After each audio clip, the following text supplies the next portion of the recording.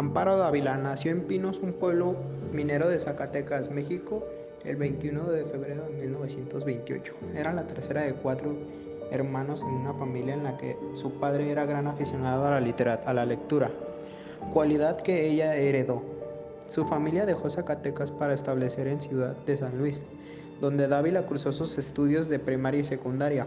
Ella comenzó a escribir desde muy joven y en 1950, a los 22 años, publicó su primera obra, Salmos bajo la luna. De San Luis Potosí se trasladó a Ciudad de México para cursar. Comenzó sus estudios universitarios y en 1956, durante 2 años, fue secretaria del poeta, ensayista y diplomático Alfonso Reyes, lo que le dio un impulso a su actividad literaria. Amparo Dávila se casó con el pintor mexicano Pedro Coronel en 1958, con quien tuvo 2 hijas y de quien finalmente se divorció en el año 1964. 2 años más tarde, en 1966, obtuvo una beca del Centro Mexicano de Escritores. Escribió hasta 11 libros.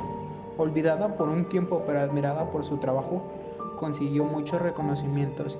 Recibió el premio Jorge Ibargüengoitia de Literatura de la Universidad de Guanajuato el 23 de marzo de 2020, antes de morir. Murió el 18 de abril de 2020 a los 92 años en Ciudad de México.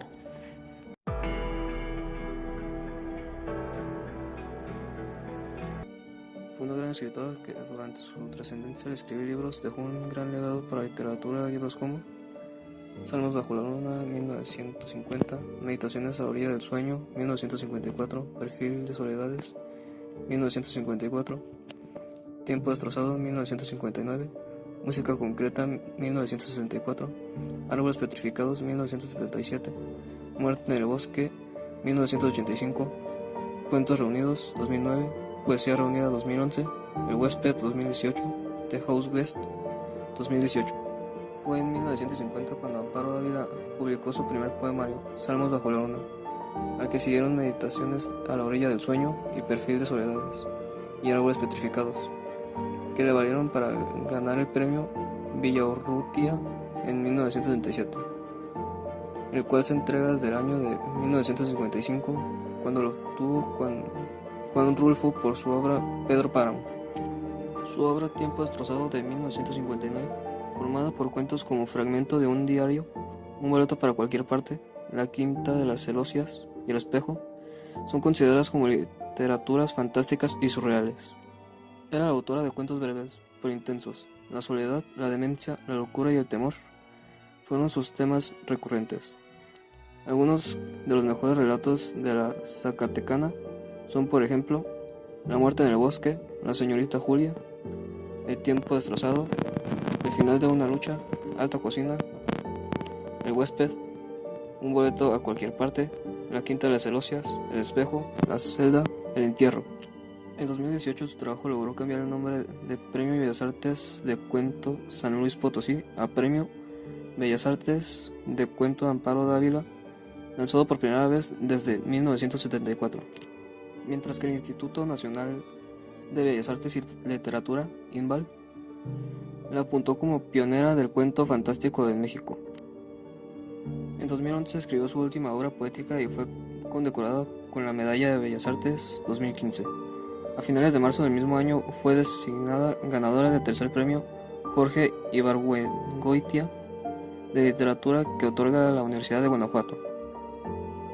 En marzo de 2020, Amparo Dávila fue reconocida por la Universidad de Guanajuato con el premio Jorge Ibargüengoitia de Literatura, en su tercera edición, dedicada al género del cuento.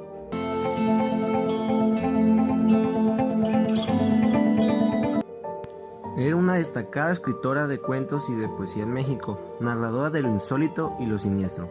La cuentista logró ser imposible de catalogar en algún género, pues su literatura era imprecisa, sombría, misteriosa y en ocasiones aterradora. Contemporánea de grandes escritores como Juan Rulfo, José Revueltas y Juan José Arreola, Amparo Dávila destacó en la poesía y en el cuento como pocos lo hicieron. Ella logró ser una de las escritoras de literatura fantástica y de terror más importantes de la Hispanoamérica. Su infancia marcó la forma de ver la vida, la manera de convivir con la muerte y con lo extraño. considerada una de las cuentistas más notables de la segunda mitad del siglo XX por su trayectoria en la obra literaria, aportaciones al arte y la cultura de México, indiscutiblemente al producir una obra imprescindible en la literatura mexicana y de indudables ecos en la cuentística fantástica en lengua española dentro y fuera de México. Aunque su obra fue breve, fue una escritora que logró recuperar a la literatura fantástica e imaginativa mexicana a través de los típicos eventos cotidianos narrados en sus cuentos. Considerada para muchos una de las autoras de literatura fantástica más importantes de las letras mexicanas. La zacatecana murió a los 92 años, pero su legado seguirá en sus libros. Por ello, hoy y para siempre, Amparo Dávila.